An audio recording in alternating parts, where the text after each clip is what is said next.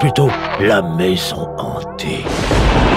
Si j'ai choisi ce téléfilm à petit budget réalisé par Robert Mundell en 1991, c'est pour plusieurs raisons. D'abord, c'est une histoire vraie, et je sais à quel point tu aimes les histoires vraies. Mais aussi pour la qualité du film. Images pourries, doublage rétro, et effets spéciaux bien kitsch comme on les aime. Notre maison est hantée.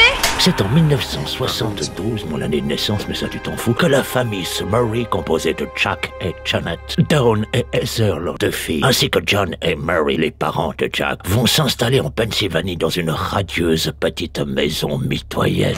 Au début tout se passe bien, mais au bout de quelques temps, d'étranges phénomènes paranormaux vont traumatiser cette gentille famille à tout jamais. Bien que cette histoire soit moins connue que celle d'Amityville, elle reste néanmoins l'une de celles qui a le plus défrayé la chronique dans les années 70. Les Warrens sont même rendus sur place pour enquêter et en ont conclu que la famille est bien persécutée par un esprit démoniaque.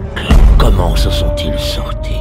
Ont-ils réussi à vaincre le démon? Je te laisse le découvrir en visionnant le film que tu trouveras facilement sur YouTube. Et l'une des dernières raisons pour laquelle j'ai aimé ce film, c'est que tu retrouveras dans le rôle du père de famille Jeffrey Damon, acteur très connu pour les seconds rôles dans les films tels que The Mist, Itcher, The Blob, ainsi que la série Walking Dead dans laquelle il interprète le personnage de Dale.